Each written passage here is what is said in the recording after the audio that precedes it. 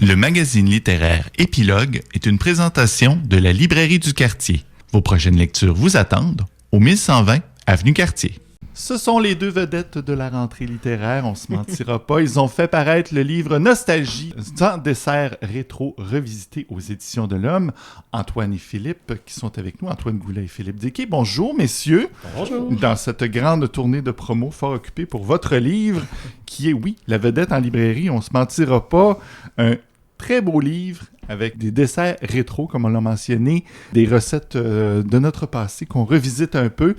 Un livre que tout le monde aime, mais je vous l'annonce tout de suite, pas moi, bien sûr, parce que ce livre-là, qui est très beau, qui est très bien fait, qui présente des super belles recettes, quand même, c'est ça, c'est que les photos sont très belles et ça nous laisse croire qu'on va réussir ces recettes-là avec autant de talent que vous.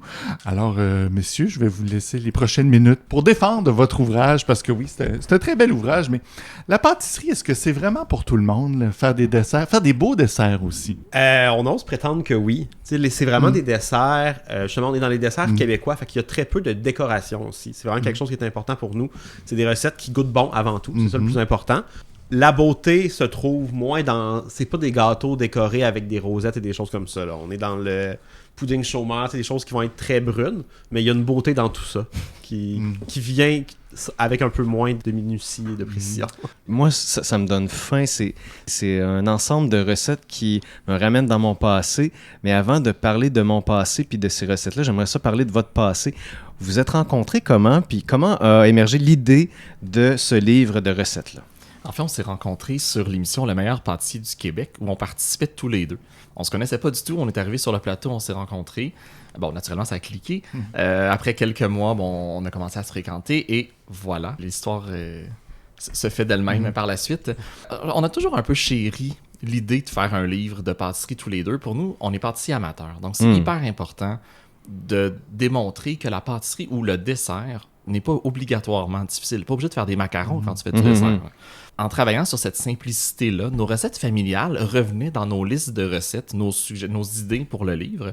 C'est là qu'on a réalisé nos grands-mères faisaient des desserts très simplement, avec peu de moyens, peu de ressources, mais les desserts étaient super bons, puis encore aujourd'hui, on a le goût d'y manger. Donc, c'est là que la nostalgie s'est vraiment imposée naturellement dans ce livre-là. Puis là, vous aviez déjà un passé, vous n'êtes pas pâtissier de formation, vous avez eu une formation par la... Oui, vous avez non, c'est en fait la compétition, c'est une compétition de pâtissier amateur. Amateur, ouais. OK.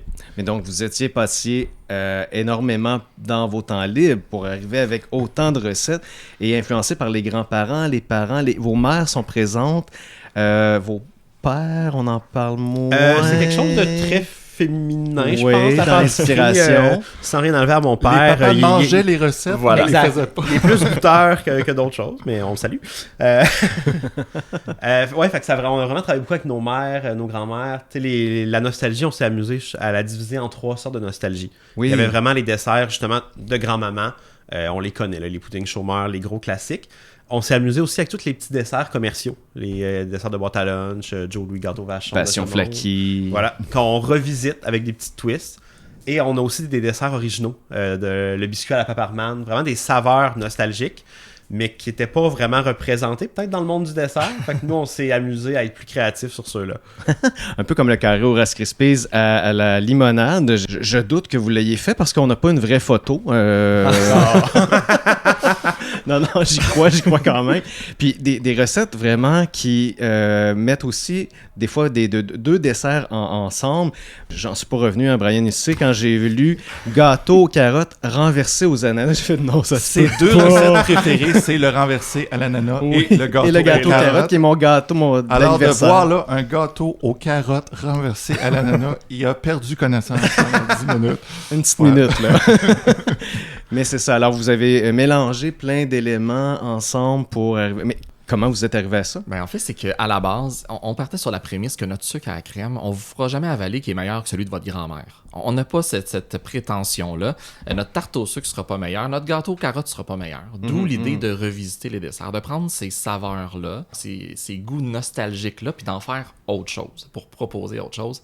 Et c'est un des mix. En fait, à la base, on a sorti je crois qu'on était à 130, 140 idées de desserts nostalgiques ou de saveurs nostalgiques. Puis là, on a fait des matchs. Qu'est-ce qu'on peut faire avec un gâteau aux carottes pour le modifier, pour le revisiter? On avait parallèlement à ça le gâteau renversé aux ananas. Puis c'est là, pour celui-là en particulier, là, c'est là qu'on a fait, ben oui. En plus, souvent, il y a de l'ananas dans le gâteau aux carottes. Oui. C'est un win-win. C'est que c'est des heures de tests, c'est des heures de possibilités. Qu'est-ce que vous avez fait avec tous ces desserts-là? Vous avez élaboré les tests, il y avait des mangeurs autour de vous, là? Absolument. On avait des collègues qui ont été gâtés. On partait le lundi avec des plaques de dessert. Puis sinon, on avait un petit groupe de voisins proches. Le dimanche matin, on écrivait sur notre groupe, on envoyait une photo. C'est comme, voici ce qui est disponible. Oh, wow! Passé cet après-midi, on avait des petites boîtes. Fait que ça nous permettait aussi de voir des gens parce que on était un peu prisonniers de notre cuisine. Oui. Fait que c'était notre petite sortie sociale avec les gens qui venaient nous chercher du dessert. Parce que les gens qui nous écoutent, ils vont voir les photos, ils vont avoir le goût de les faire. Puis là, ils se disent, mais c'est ça a été testé, ça a été maintes fois réalisé pour arriver à ce produit-là. Est-ce qu'on peut se fier aux photos à chaque fois? Plus ou moins? Ben, en fait, oui. Les photos de dessert qui accompagnent les recettes, définitivement. C'est sûr qu'il y a du stylisme. Là. Ça reste une photo pour un Donc, livre. Brian va y arriver, là. Brian peut assurément y arriver. OK. Mais comme on dit, l'important dans le dessert, en fait, dans les recettes en général, les gens vont se souvenir de quelque chose de super bon, même s'il n'était pas super beau, versus quelque chose de super beau, mais qui n'est pas super bon. L'important, c'est vraiment le goût. Et ça, en effet, on a fait entre 300 et 400 tests pour ce livre-là. Donc, les gens autour de nous ont beaucoup mangé. Ça en plaignait souvent. Mais le goût, il est là. Pour vrai, même si c'est pas exactement visuellement de la même chose, parce que ça a coulé un peu, parce que ça a surcuit un peu, ça va être aussi bon. Parce qu'on se disait peut-être que Brian, il mettait en doute la possibilité de le faire. Moi, je pense qu'on est capable, surtout avec l'ensemble des éléments que vous donnez pour faire, ici j'ai l'assemblage devant moi, mais toutes sortes de trucs culinaires qui vont nous aider. C'est très, très bien fait. Le graphisme fait en sorte que c'est clair, c'est bien disposé pour travailler, moi, plus en pédagogie avec les jeunes. On recherche ça, c'est pédagogique presque, là. On a le goût de prendre le cours de pâtisserie avec vous. Allez vous donner un cours de pâtisserie, je sais pas, mais on a le goût de vous suivre.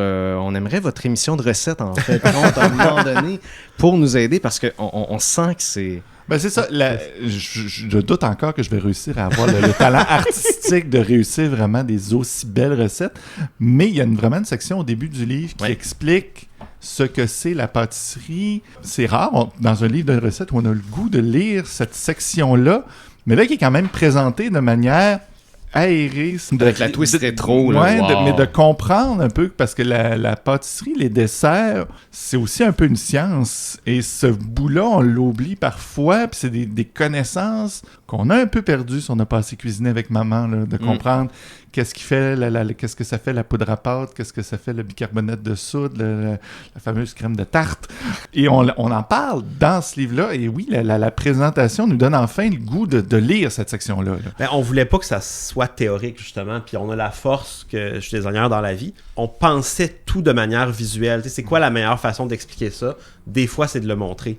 Fait qu'on avait vraiment cette force-là commune. Puis ce guide-là, au début, on s'est vraiment amusé dans l'esthétique rétro, mais on part vraiment de la base. Puis c'est des choses, c'est que même nous, là, on le sait, la poudre à pâte, ça sert à quoi, mais c'est quoi, là, mettons, quelqu'un qui a jamais vu ça de sa vie, ça sert à quoi concrètement? Est-ce qu'on l'a encore assez, l'éducation culinaire au Québec, de comprendre tout ça, ou ça s'est perdu un peu, là? Maintenant que vous avez parlé beaucoup avec vos grands-mères, avec vos mères. Je sais pas jusqu'à quel point c'était su. C'est-à-dire que ma grand-mère mettait une grosse poignée de quelque chose dans sa recette. Est-ce qu'elle savait exactement c'était pourquoi? Je doute. Je pense que ça veut dire parce que sa mère faisait ça et sa mère faisait ça. Au final, on explique certains trucs, mais si tu sais pas exactement ce que fait la poudre à pâte, si c'est écrit d'en mettre une cuillerée à thé, mets une cuillère à thé puis ça va marcher. Après ça, la science derrière, c'est accessoire au final. T'sais. Si tu suis la recette et tu suis certaines bases, tu peux même imaginer toi-même ta propre recette. C'est ce qu'on fait dans le livre aussi quand tu parlais du Rice Krispies. Oui. C'est une de nos recettes classiques pour lesquelles on offre on propose des dérivés aussi. Donc, à partir de la recette de base, modifie telle affaire et ça va donner quelque chose de complètement différent. Ça nous a permis de développer notre instinct de pâtissier amateur. Puis on veut que les gens arrivent avec ça aussi. Modifie telle poudre pour telle autre poudre, puis tu as quelque chose de complètement différent. Après ça, ça se fait tout seul. Puis parfois, c'est simplement dans la façon de le faire. Quand on parlait hors d'onde de la couronne de brioche, de le placer, la couronne, je vais le nommer comme il faut, la couronne de brioche Reine Élisabeth. Alors là, c'est de disposer la pâte Puis ça donne un effet, ça doit être très, très, très...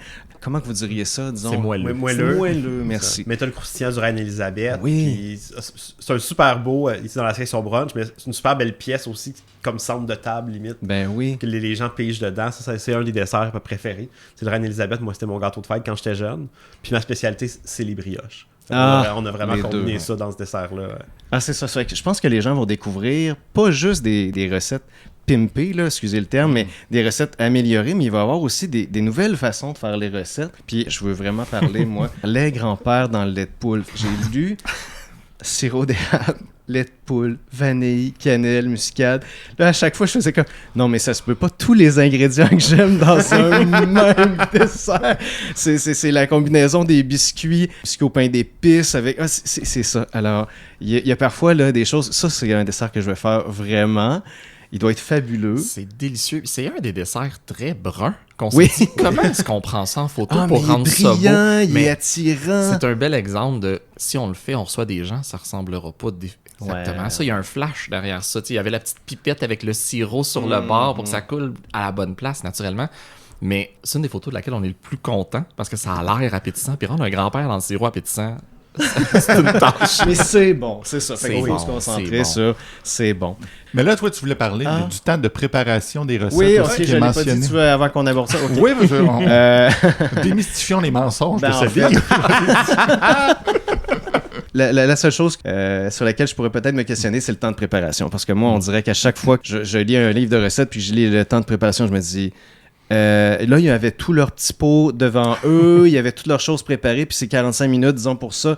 Mais c'est pas vrai, moi, ça va m'en prendre 1h45 juste à placer tous mes ingrédients, puis à vérifier que j'ai bien suivi la recette. Ça se peut pas, là.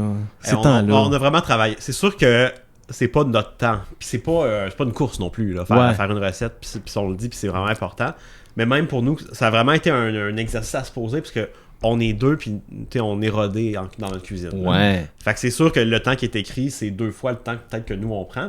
Mais on a vraiment, on a travaillé. Je veux dire, on a une éditrice, on a une équipe, on s'est vraiment posé les questions, puis on n'a pas créé de faux scénarios. Là, comme souvent là, quand ils disent faire caraméliser des oignons en 10 minutes.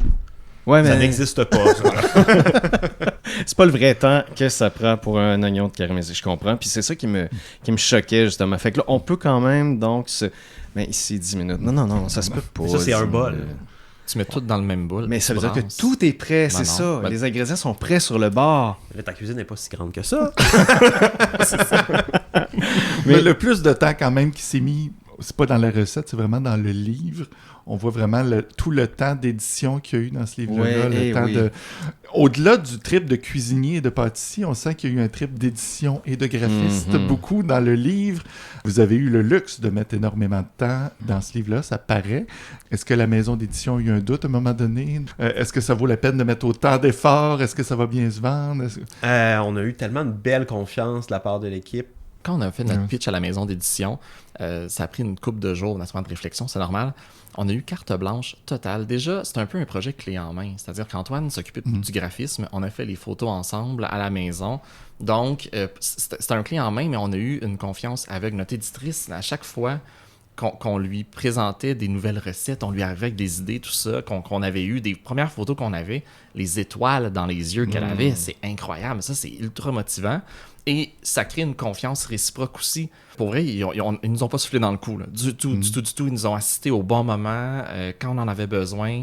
Naturellement, l'aspect technique de l'édition de recettes, s'assurer que tout balance à la fin. Ils nous ont beaucoup aidé là-dedans, mais en termes de créativité, c'est 100% ce qui sort du cerveau d'Antoine et moi.